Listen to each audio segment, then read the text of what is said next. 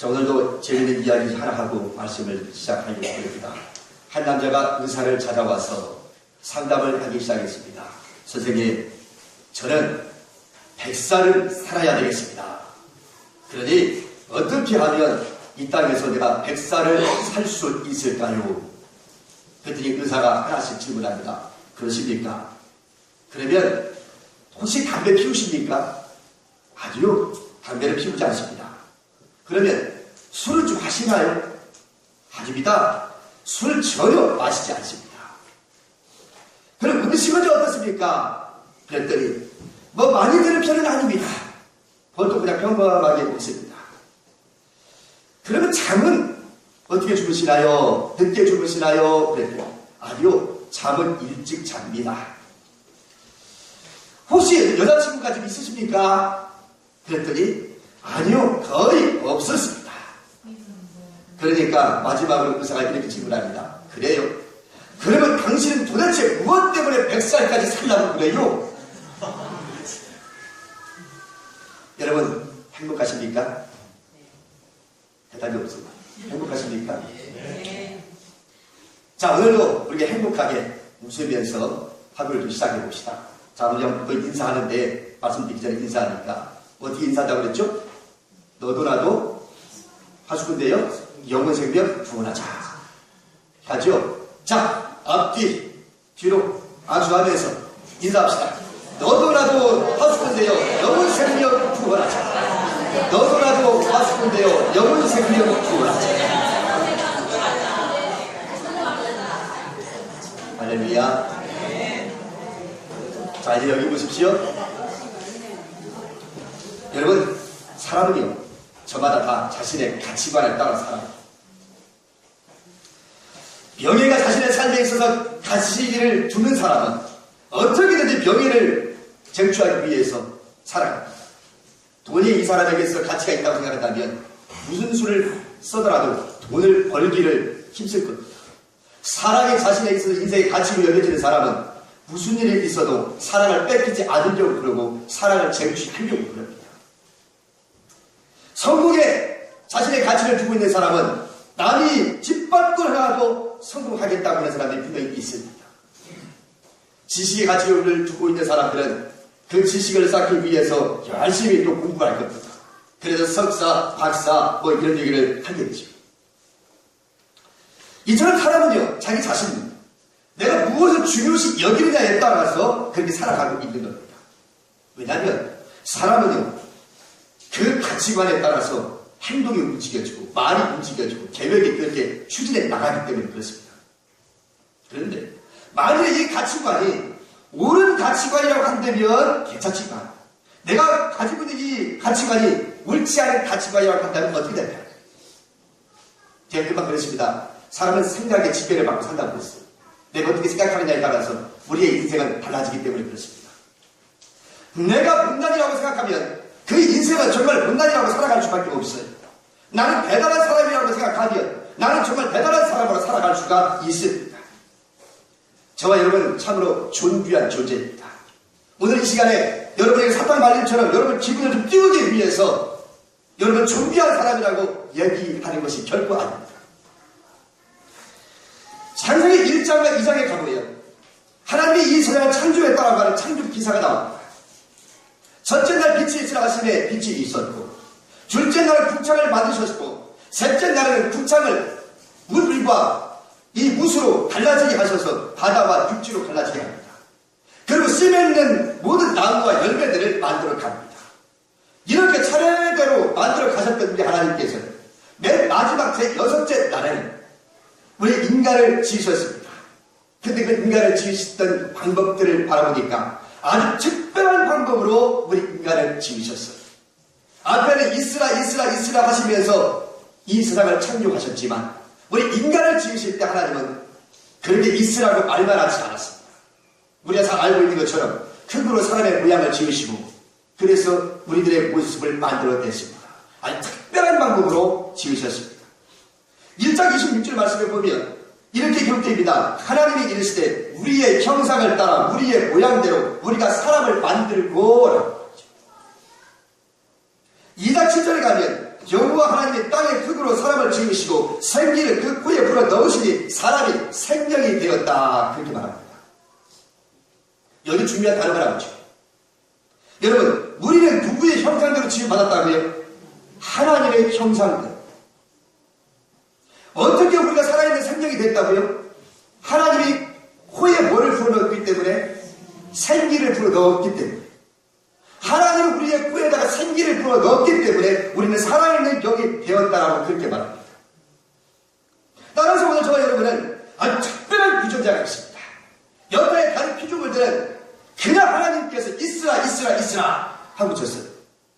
그런데 우리 인간만은 하나님의 형상대로 지었고, 그리고 하나님의 우리 코에다가 하나님의 생기를 불어넣어서 살아있는 영혼이 되게 만들었습니다. 그러니 이 세상 어떤 피조물보다도 오늘 저와 여러분은 아주 특별한 존재인 줄 믿습니다.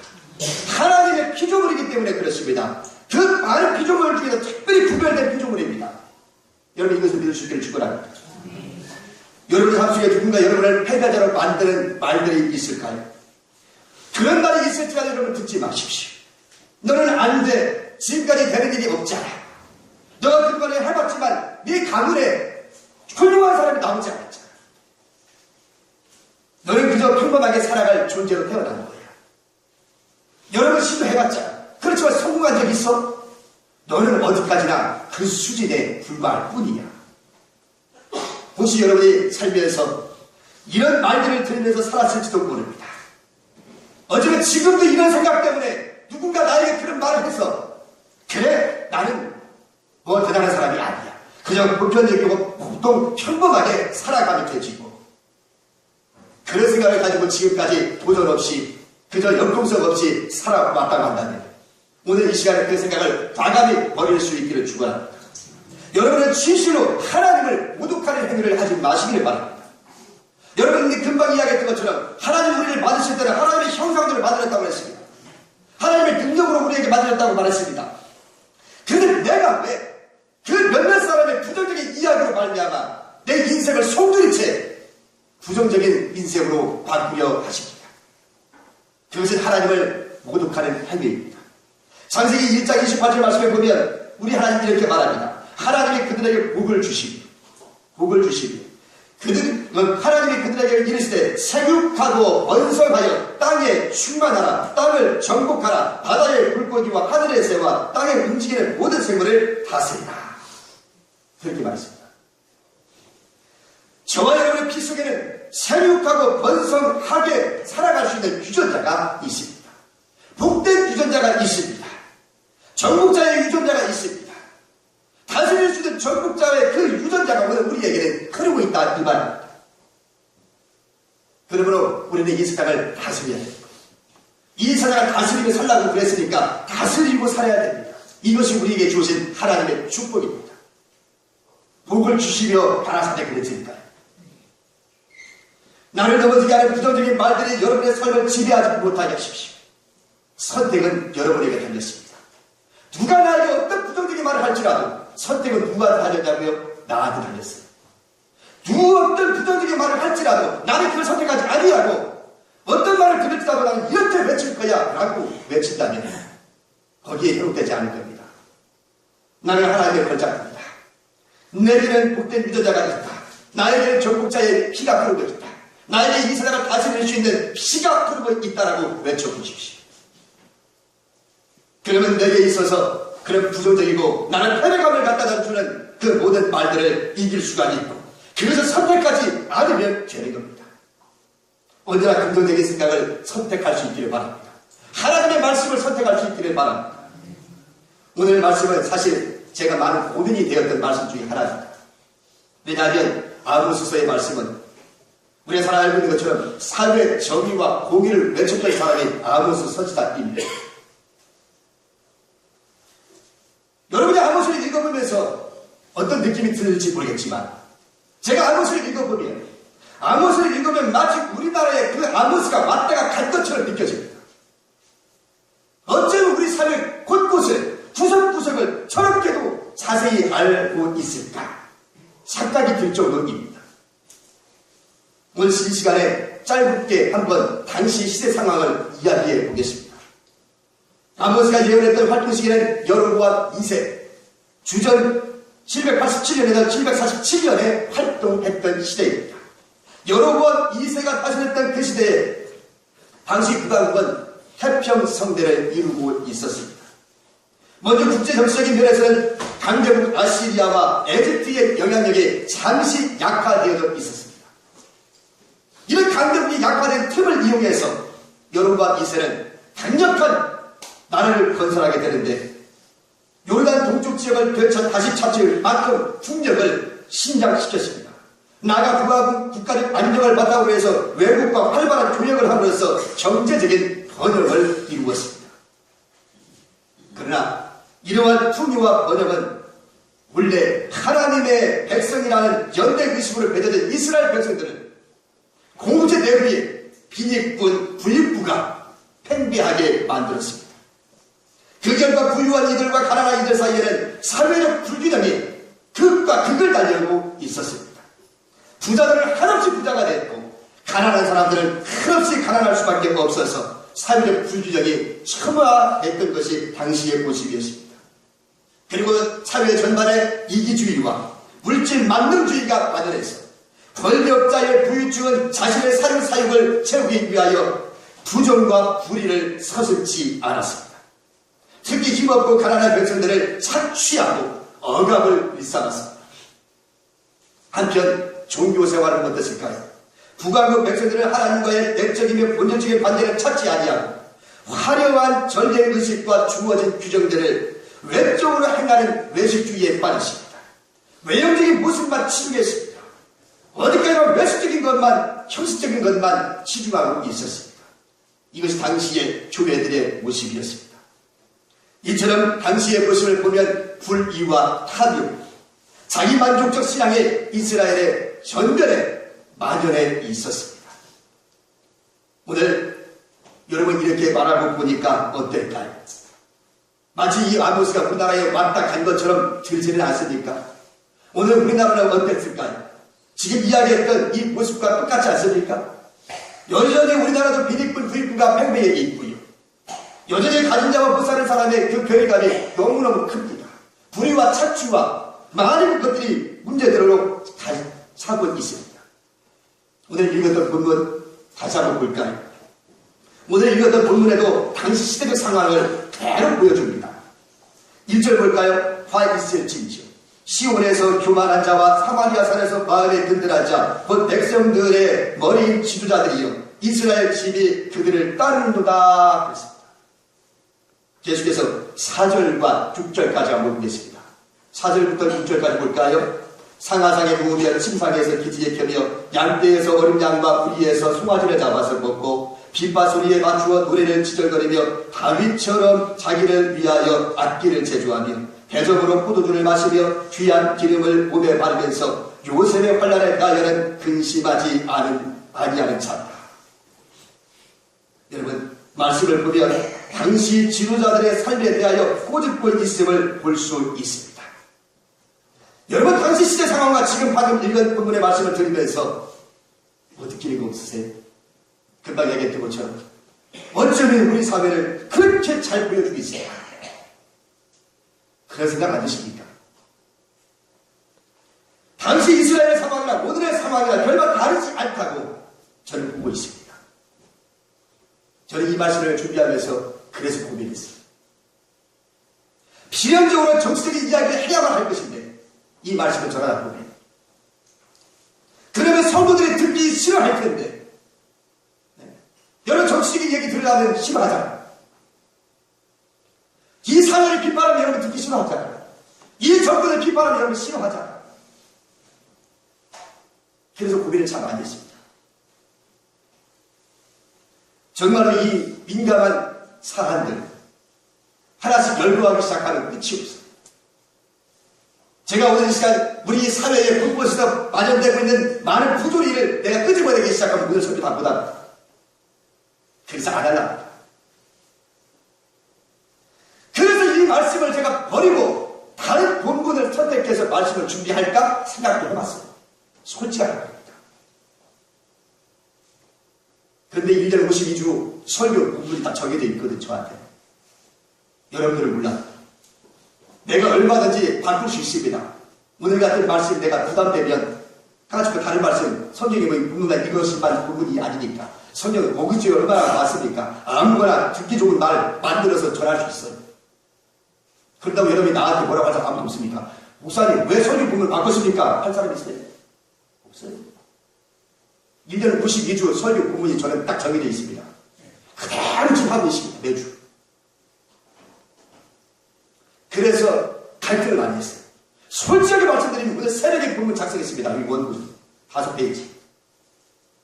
보통은 제가 토요일날 밤에 아니면 금요일날 밤에 다 작성 끝나요.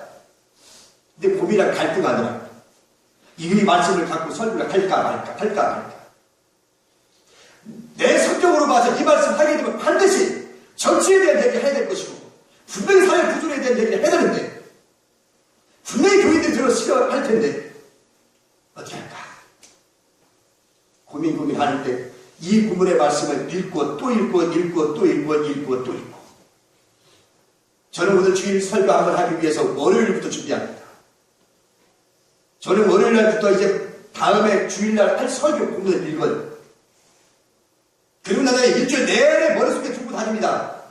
그 다음 주에 설교와 본문의 내용을 가지고 그리고 말씀을 읽습니다. 수도 없이 읽습니다. 다른 목사님들이 이 부분을 갖고 어떻게 설교했는가도 봅니다. 몇 편 정도는. 들어보기도 하고 텍스트도 읽어보기도 하고 또 성경을 하나만 보지도 않습니다. 얘가 영어 성경도 보고 다른 번역 성경도 봅니다. 설교하기를 준비하기 위해서 여러분 나는 일주일을 여기에 매달립니다. 근데 어제 밤까지도 결정을 못 내렸어요. 이 말씀을 할까 말까. 그리고 하나님 앞에 기도하면서 말씀을 준비합니다. 그런데 말씀을 읽어보니까 하나님이 깨달음을 해줬어요. 이게 아니었구나. 이것이 아니었구나. 하나님이 이 본문을 통해서 우리에게 주시는 말씀은 이것이 아니었구나. 내가 잘못 봤구나. 그거였어요. 그래서 오늘 이 시간에 여러분에게 이 말씀을 가지고 지금 설교를 하고 있습니다. 여러분 오늘의 이 설교를 잘 보십시오. 분명 아모스 선지자를 통해서 하나님이 정의를 공의를 이 땅에 하수같이 흘릴지로다 라고 말했습니다. 하나님이 이 땅에 정의와 공의가 펼쳐지기를 원하십니다. 두말하면 잔소리입니다. 그런데 이 말씀을 잘 읽어보니까 겉으로 바라보면 가진 자들에 대한 비판이고 저들에 대한 심판인데 가만히 들여다보면 거기에 있지 않더라는 거예요. 당시 백성들 한 사람에게 우리 주님이 집중하고 있다는 겁니다. 국가 권력에 집중하는 것이 아니라 그 당시 사회의 구조를 위해 우리 하나님의 눈길을 갖고 있는 것이 아니라 당시 백성들 한 사람에게 우리 주님의 눈길이 가고 있다는 말씀입니다. 저는 그것을 발견했어요. 하나님이 저에게 그걸 깨닫게 해주셨어요. 그래서 오늘 이 말씀을 버리지 아니하고 지금 여러분 앞에 설교하고 있는 겁니다. 한 사람 우리 하나님은 대중 여러분 모두를 향하여 집중하지 않습니다. 나에게 집중하고 있습니다. 아멘 할렐루야. 오늘 이 시간 이 자리에 나왔지만 여러분 장독교 전체에 집중하지 아니하고 오늘 여기 앉아 계신 여러분 한 사람에게 우리 주님이 눈길을 향하고 있다고 하는 것을 믿으시기 바랍니다. 여러 사람이 아닙니다. 국가가 아닙니다. 나에게 우리 주님은 집중하고 있고 나에게 하나님이 말씀하고 있다는 얘기. 이것을 믿으시기 바랍니다. 7절 말씀을 보면 당시 지도자들 앞에 이렇게 이야기를 한 다음에 심판하겠다고 예언합니다. 7절 볼까요? 그러므로 그들의 이제는 사로잡힌 자 중에 앞서 사로잡히니 기지개 켜는 자의 떠드는 소리가 그치리라. 분명히 심판하겠다 나오죠? 사로잡혀 가이니 기지개 켜는 자의 떠드는 소리가 그치리라. 여기서 말씀을 잘 보셔야 합니다. 금방 7절에 제가 뭐라고 그랬어요? 하나님 어떤다고 그랬죠? 사로잡힌다고 그랬죠? 심판한다고 그랬죠? 심판한다고 그랬습니다. 그렇다면 하나님의 심판의 이유는 뭘까요? 왜 하나님이 심판하겠다고 지금 말씀하고 있습니까? 저들이 정의롭게 살지 않았기 때문일까요? 부정과 부패를 저질렀기 때문일까요? 온갖 부정과 불의를 저지르면서 심판하는 것일까요? 맞습니다. 틀리지 않아요. 예? 맞습니다. 그러나 저들은요 이미 불법을 저지르고 죄를 범하는 자들이기 때문에 가만히 놔둬도 저들의 죄 때문에 심판받아요. 무슨 말인지 아시겠어요? 자기들의 죄 때문에 심판받아. 누가 심판하지 않아든 간에. 이것을 여러분 깨달을 수 있기를 바랍니다. 그런데 어디에 축적이 됩니까? 1절 말씀 보십시오. 1절 말씀 다시 갑니다. 1절의 끝부분에 가면 뭐라고 되냐면 이스라엘 집이 그들을 따르는도다 그랬습니다. 맞습니까? 끝부분에 가면 이스라엘 집이 그들을 따르는데 누굴 따라요? 앞에 있는 1절에 말하는 지도자들, 권력을 휘두르고 가진 자들, 그리고 교만한 자들, 그리고 자치만 일삼는 자들은 불법을 저지르고 불의를 저지르는 그 지도자들을 누가 따랐다고요? 이스라엘 집. 그럼 이스라엘 집이라는 얘기 누구 말합니까? 일반 백성들, 일반 서민들을 말하겠죠. 그렇죠? 앞에 지도자들, 가진 자들, 권력자들 나왔습니다. 그러니까 다시 말하면 분명히 잘못된 지도자들에 대한 죄는 분명히 죄값을 부를 겁니다. 왜? 7절에 분명히 심판하겠다고 말했으니까요. 그런데 일반 백성들도 별말 다르지 않다는 거예요. 우리는 가진 자들 향해 손가락질 던지면서 저런 나쁜 놈들 이렇게 얘기하고 있지만 그러면 너희는 어떤데? 너는 저들처럼 죄 안 짓는다고? 그렇지요. 하나님 맞잖아요. 내가 저 가진 자들처럼 내가 뭐 다른 사람을 창조했습니까? 내가 무슨 권세를 가지고 뭐 내가 무슨 권력을 행사했습니까? 뭐 내가 뭐 잘못가 있습니까? 그렇게 주장할지 모르겠습니다. 그런데 말입니다. 오늘 하나님이 이 백성들을 심판하겠다고, 이 나라를 심판하겠다고 하는 것은 그것 때문에 심판한가? 그거는 어디까지, 그건 하나의 빌미밖에 안 되는 근본적인 건 거기에 있지 않아요. 오늘 제가 깨달은 것은 바로 거기에 있습니다. 여러분, 사상적인 죄악 때문에 저는 심판받는다? 맞을 수도 있지만 아닙니다. 왜냐하면 하나님은 죄를 싫어합니다. 죄를 싫어하기 때문에 반드시 하나님의 죄의 값을 치러야 됩니다. 이게 성경이 오늘 우리에게 말씀하고 있는데, 그런데 죄가 뭐냐라고 질문을 던지면 달라져요. 자, 여러분 물어볼까요? 여러분, 죄가 뭡니까? 죄가 세상에서 말하는 죄는 뭐죠? 세상에서 말하는 죄는 헌법에 규정되어 있는 헌법을 지키지 않으면 죄예요. 맞습니까? 헌법을 지키지 않으면, 세상에서 가지고 있는 헌법을 지키지 않으면 교통법규가 됐든 형법이 됐든 무슨 법이든지 간에 그 법을 어기면 죄야. 그래서 붙잡아다가 심판대 앞에 서워서 판결을 내려서 잘잘못을 따져서 잘못을 했으면 벌을 받고 잘못이 없으면 무죄 석방. 이게 세상에서요 죄에 대한 개념이에요. 근데 성경에서 말하는 죄는요 그게 아닙니다. 성경에서 말하는 죄는 단순해요. 하나님과 우리 인간과의 관계에 의해서 우리 하나님은 죄가 있다 없다를 판결합니다. 여러분, 하나님과 인간과의 관계는 본래부터 애초부터 하나님이 인간을 창조하실 때부터 하나님과의 관계 속에서 살도록 지으셨습니다. 절대로 인간을, 피조물인 인간을 하나님을 떠나서는 살 수 없게 만들었습니다. 원래 창조할 때부터. 그래서 오늘 내가 창세기 말씀한 겁니다. 그러므로 예수님을 믿고 살면 그가 어떤 죄를 범했다 할지라도 회개하고 용서받으면, 예수님을 영접하면 그의 인생은 천국 갑니다. 여러분 맞습니까? 근데 여기에 단서가 하나 있어요. 우리 믿는 사람이 이것 때문에 많은 사람들이 비판받고 있는데, 여러분 잘 들으세요. 내가 이 사람에게 무슨 못된 짓을 다 해도 하나님 앞에 회개만 하면 용서받는다? 맞습니까? 맞습니까?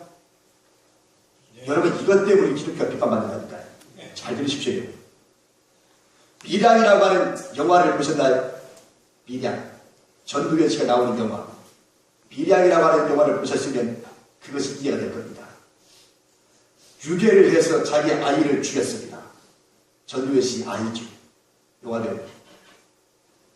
그런데 그 아들이 먼저 죽이고 난 다음에 이 엄마가 인생의 방향을 잡지를 못합니다. 얼마나 방황하며 사는지 몰랍니다. 세상을 원망하고 내 아이를 죽였던 놈들을 이를 갈고 그리고 원망하며 살아요. 사람이 사람 같이 못합니다. 그러던 어느 날 교회의 인도를 받아서 교회에 가서 예수님을 영접해요. 예수님을 영접해서 구역장도 하고 열심히 신앙생활합니다. 그러다가 말씀을 통해서 원수도 내 원수도 살아가라고 하는, 내 몸처럼 살아가라고 하는 하나님의 말씀에 감명을 받고 내 아이를 죽였던 그 유괴범도 용서해야 되겠다고 하는 마음을 먹은 거예요. 그래서 교도소로 찾아가겠다고 합니다. 사람들을 말립니다. 아니 당신을 아들을 죽인 자를 무슨 용서를 하냐, 말이 안 된다. 저놈들 벌 받아야 돼. 그렇지만 내가 예수 믿기 이전에는 몰랐어도 예수 믿은 이후에 하나님의 사랑을 받고 보니까 그 영혼도 불쌍한 영혼이야. 그래서 가서 용서해 줄래 하고 꽃다발 하나를 준비합니다. 그리고 감옥에 가요. 교도소에 잡혀있는 자기 아들을 죽였던 유괴범이 가서 유괴범을 향하여 당신을 내가 용서합니다 라고 하려고 마음먹고 여기까지 왔는데 안에서 교도소에서 구경하고 있던 그 죄인이 자매님 괜찮습니다. 이미 나는 하나님은 이 감옥에서 누군가 전도를 받아 예수 믿었고 난 하나님 앞에 회개했기 때문에 하나님의 모든 죄를 다 용서해 주셨습니다 라고 얘기합니다. 전도연 영화배우 전도연 씨가 그 말을 듣고 꽃다발을 가지고 교도소 밖을 나옵니다. 밖을 나오면서 꽃다발을 집어 던지면서 발로 짓밟으면서 이런 게 예수 믿는 것이라면 예수 안 믿겠다. 그 교회를 떠납니다. 내 아들이 이렇게 죽여놓고 하나님 앞에 하나님 용서해 주세요. 하나님 내가 잘못했어요. 그리고 자기를 용서받았다. 이게 무슨 기독교야. 그래서 여러분 우리가 하나님의 말씀을 잘 들으셔야 됩니다. 오늘 어떤 죄를 지었든 예수님을 영접하기만 하면 회개하고 예수님 영접하기만 하면 우리는 천국 갑니다. 맞습니다. 틀린 말은 아니에요. 그러나 거기 단지 전제 조건이 하나 있습니다. 뭐냐? 내가 하나님 앞에 용서를 받고 난 다음에 내가 아픔을 줬던 그 사람에게 가서 상처준 사람에게 내가 용서를 받아야 돼. 그 사람한테 용서받지도 않으면서 하나님 앞에 막 물고 난리를 쳐가지고 하나님 나 용서해 주세요. 그래서 하나님 앞에 내 카타르시스처럼 다 마음의 평안을 얻으면 용서된 겁니까? 회개한 겁니까? 자기 자신 숨기지 마십시오. 나를 상처받고 나이가 아프게 했던 사람 찾아가서 용서를 빌어야 합니다. 그리고 와서 예수님을 영접해야 되는 거예요. 그래야 진정으로 회개한 겁니다. 여러분 이것을 오해하지 마십시오. 그게 정상적인 방법입니다. 그 하나님 앞에만 자기 혼자만의 감정적인 카타르시스만 경험한다고 해서 내 죄가 용서받았다고요? 아닙니다. 그런데 분명한 것은요, 성경은 참 단순합니다. 세상에서의 죄는 헌법을 어겼냐 지켰냐 갖고 따지지만 우리는 성경은 너가 예수님을 영접하고 살고 있느냐 아니냐 이걸 가지고 따져요. 만일 이것이 아니라면 살인을 범하고 토막살인을 내고 그가 무도한 죄인들은 절대로 천국 못 갑니다. 그죠? 근데 맞습니까? 그들도 회개하고 예수님 영접하고 천국 가요 못 가요? 가요 못 가요? 가죠. 그게 결국 무슨 얘기예요? 성경에서 말하는 죄는 세상에서 말하는 죄의 개념과 달라요. 오늘 우리가 하나님과의 관계 속에서 예수님을 믿느냐 안 믿느냐 가지고 너는 죄인이다 너는 의인이다 라고 판결하는 겁니다. 어떤 남자가 죽어서 천국문에 들어가려고 이제 절차를 밟고 있었습니다. 베드로가 천국 문지기가 되어서 들어오는 사람들마다 하나씩 절차를 밟아서 이제 천국에 갈 사람을 들여보내고 지옥 갈 사람은 지옥으로 보내는 그런 일을 좀 하게 됐는데 이 어떤 사람이 죽어서 이제 천당 문 앞에 딱 왔더니 베드로가 여기에 들어가려면 절차를 밟아야 하고 그럽니다. 무슨 절차요? 지금부터 내가 묻는 질문에 100점을 맞아야 천국문에 들어갈 수 있다라고 이야기합니다. 그래서 물었습니다. 예, 저는요 이 땅에서 한 아내와 52년을 살다가 살아가며 왔습니다. 그래, 베드로가 그 말을 듣고 좋아, 가산점 2점이다. 몇 점? 2점을 주겠다는 거예요. 속으로 이 남자가 아휴, 이거 갖다 않구나, 쉽지 않구나 생각을 하고 또 이렇게 얘기했어요. 저는 매주 교회에 가서 봉사도 하고 11주도 했습니다. 그러니까 베드로가 그 얘기 듣고서 그래요? 좋아요. 그럼 1점 추가. 1점 추가. 100점 맞아야 된다면서 제가 100점 맞을 때 지금 몇 점이요? 이제 지금 3점밖에 안 돼요. 1점 맞으면 아예 뭘 그렇게 점수를 짜게 주냐고 따졌어요. 그러니까 또 없냐고 이야기하니까 저는 맨날 길거리에 나가서 불쌍한 사람도 돕고 전도도 했어요 라고 이야기합니다. 그래요? 제법인데? 그럼 2점 추가. 이렇게 이 남자가 가만히 생각하니까 겨우 2점 조금 안 줘요? 이런다. 그렇게 이 사람 생각했어요. 아니 그러면 이런 식이라면 말이야 예수님의 기적 없이는 여기에 못 들어가겠네. 그랬습니다. 그랬더니 이 베드로가 빙고! 들어와! 누구에게 했으니까? 예수님에게 했으니까 빙고! 어서 들어와. 이게 천국 같답니다. 여러분 본문에 보면 4절부터 6절까지 읽었을 때 무슨 생각이 떠올라요? 상하상에 부으며 침상에서 빛이 개며 양떼에서 어린 양과 우리에서 송아지를 잡아서 먹고 빗바소리에 맞추어 노래를 치절거리며 다윗처럼 자기를 위하여 악기를 제조하며 대접을 포도주를 마시며 귀한 기름을 몸에 바르며 있어. 뭐가 떠올라요? 잔치요, 잔치. 맨날 잔치하는 거야. 지금 여기에 보면 자 부어라 마시자, 살찐 송아지를 잡아라, 양도 잡아라, 얼씨구나 좋다 지마자. 그리고 뭐라고 해요? 다윗이나 된 것처럼 악기를 제조해서 악기를 연주하고 비파를 연주하면서 신나게 먹고 즐기자 이러고 있는 거지. 자 여러분, 이곳에 하나님의 자리가 있을까요 없을까요? 하나님의 자리가 없어요. 제가 분명히 시작하면서 그랬습니다. 정말 우리가 인생에 살면서 부자가 되는 것은 하나님의 축복입니다. 성경도 분명 우리에게 그렇게 말씀하고 있습니다. 어디에요? 1장 28절 말씀 보면, 창세기 1장 28절 보면 하나님이 그들에게 복을 주시며 하나님이 그들에게 이르시되 생육하고 번성하여 땅에 충만하라 그랬습니다. 우리가 복 받는 것이 하나님의 뜻이 아니에요. 하나님의 뜻이죠. 여러분 부자 되는 것이 전부 다 우리가 핍박받을 대상은 아닙니다. 축복이라고 해서 성경은 분명히 축복입니다. 신명기 7장 13절 말씀에 쉬운 성경으로 제가 읽어볼게요. 우리 성경이 아니라 쉬운 성경, 번역서가 많이 있으니까 읽어보겠습니다. 여호와는 여러분을 사랑해 주시고 여러분에게 복을 주시며 여러분 백성의 손을 많게 해 주실 것이요 또한 자녀의 복과 땅의 복을 주실 것이요 그래서 땅은 열매와 곡식과 포도주와 기름을 많이 내게 될 것이요 또 소와 양이 번성게 되는 복을 주셔서 새끼를 많이 낳게 해 주실 것이요 이 모든 일이 여호와께서 여러분 조상에게 약속하신 땅에서 이루어질 것이요. 자, 인생에서 축복받는 것이 하나님의 복입니다. 있습니까? 그렇기 때문에 우리가 정말 여러분의 무자택이 이루어지기도 하셔야 예? 어떤 사람은 그렇게 얘기합니다. 기복주의 신앙이 왜 기독교가 기복주의야? 이렇게 얘기하지만 결박입니다. 성경은 분명히 말합니다. 하나님이 생육하고 번성을 땅에 충만한 복받아 복을 주시며 강하사네. 우리가 복되게 살아야 합니다.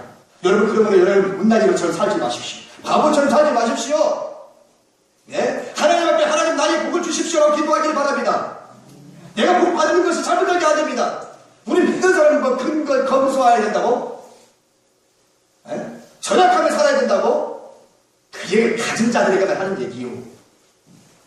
아니 지금 당장에 뭐 입에 풀칠하기도 어려운데 무슨 근검 절약이 어떻게 얘기야? 입에 풀칠하기 어려운데. 아시겠습니까? 오늘 우리가 하나님 앞에 복을 달라고 기도하는 거 결코 잘못된 거 아닙니다. 하나님은 정말 여러분을 향하여 정말 복을 구하라고 말합니다. 복을 구하라. 하나님의 영광을 위하여 구하시기를 축원합니다. 내 자신을 위해서가 아니라 하나님의 영광을 위해서 구하십시오. 그리고 내가 주신 하나님의 축복을 어떻게 하든지 많은 사람들에게 나누면서 살 수 있기를 바랍니다. 그런데 중요한 것은요, 여기 있는 이 사람들이, 이 백성들이 분명히 복을 받았어요. 날마다 잔치할 정도로 복을 받았어요. 상하로 침대를 만들어 살았대야 말씀 보니까 상하궁에 얼마나 돈이 많은 그런 거냐고. 그랬는데 문제는 어디 있어요? 하나님이 주신 축복을 누리는 것이 아니라 그 속에 함몰되어 있다 이 말. 매몰되어 있다 이 말. 예? 지금 결론내서 있는데 하나님 보십시오. 하나님 우리 인간에게 축복을 주셨습니다. 부자 되는 것도 하나님의 축복입니다. 그런데 문제는 거기에 매몰되지 마십시오. 생육하고 번성의 땅에 충만하라, 다스린다, 정복하라 그랬는데 오히려 하나님의 주신 복이 거기에 완전히 파묻혀가지고 거기에 생활하지 못하고 있습니다. 하나님 다스리라고 줬는데 거기에 무예가 되어가지고 빠져나오지 못하고 있습니다. 그리고 하나님도 잊어버리고 하나님 말씀도 잊어버리고 그저 세상의 모든 연락을 좋아하면서 살아갑니다. 그래서 이 백성이 망하는 거예요. 부자였기 때문에 망하는 것이 아닙니다. 잘못을 많이 저질렀기 때문에 망하는 거 아니에요. 그 하나님의 축복을 거기에 매몰되어졌어요. 하나님을 잊어버리고 말씀을 잊어버리고 자기들 뜻대로만 세상을 사랑하고 살기 때문에 저 백성이 망했던 겁니다. 오늘 이 시대도 마찬가지예요. 오늘 이 시대 여러분 저와 내가 하나님이 주신 축복을 누리기는 좋아하지만 문제는 그곳에 함몰되어 있어서 거기서 매몰되어 있어서 하나님도 잊어버리고 세상을 향하여 걸어간다면 우리 또한 그 주신 축복이 저주가 되는 겁니다. 축복이 아니라 저주가 되는 거예요. 믿습니까? 그래서 제가 교회 안 나오는 어떤 성도님에게 문자를 그렇게 보냈습니다. 세상을 향하여 바쁜 것도 좋지만 그 바쁜 것이 하여나 하나님을 잊어버릴까 염려됩니다. 그렇습니다. 내가 세상에서 그 돈 많이 벌면 뭐 할 거예요? 그 속에서 하나님 잊어버리면 무슨 소용이 있는데? 있습니까? 디모데전서 9장 6절 보면 일락을 좋아하는 이는 살았으나 죽었느니라 말할 것. 요한일서 2장 15절 16절에는 이 세상이나 세상에 있는 것들을 사랑하지 말라. 누구든지 세상을 살아가면 아버지의 사랑이 그 속에 있지 아니하니 이는 세상에 있는 모든 것이 육신의 정욕과 안목의 정욕과 이생의 자랑이니 다 아버지께로 쫓아온 것이 아니요 세상으로 쫓아온 것이라. 그렇게 말했습니다. 하나님을 최고의 가치로 여길 수 있기를 축원합니다. 그러면 너희는 먼저 그의 나라와 그의 의를 구하라. 그리하면 이 모든 것을 너희에게 더하시리라. 출세가 목적이 아닙니다. 물질이 목적이 아닙니다. 병해가 목적이 아닙니다. 권세가 목적이 아닙니다. 먼저 그의 나라와 그의 의를 구하라. 그리하면 너희들이 구하지 아니했던 부와 병해와 권력과 모든 것을 주겠다. 아멘입니까? 거기에 있어. 그래서 오늘의 이 말씀을 여러분에게 깨달은 바를 가지고 설교하게 될 겁니다. 참 부담이 되는 말씀이었지만 하나님은 이런 뜻이었구나. 하나님은 오늘 우리에게 이 말씀 주신 적을 그렇게 합니다. 주신 축복을 누리기를 바랍니다. 그래서 거기에 매몰되지 마십시오. 생육하고 번성하여 땅에 충만하라, 정복하라, 다스리라. 여러분 그런 존귀한 존재입니다. 그런 여러분에게 하나님의 놀라운 유전자가 흐르고 있다는 것을 믿으시길 바랍니다. 절대로 약한 마음 먹지 마십시오. 절대로 포기하지 마십시오. 절대로 문나이처럼 살지 마십시오. 바보처럼 살지 마십시오. 나에게 하나님의 걸작품이라고, 나는 이를 봐도 하나님의 걸작품이라고 자신에게 용기를 주시길 바랍니다. 여러분의 하나님이 함께 계실 줄로 믿습니다. 이렇게 믿습니다. 고마우시기 바랍니다.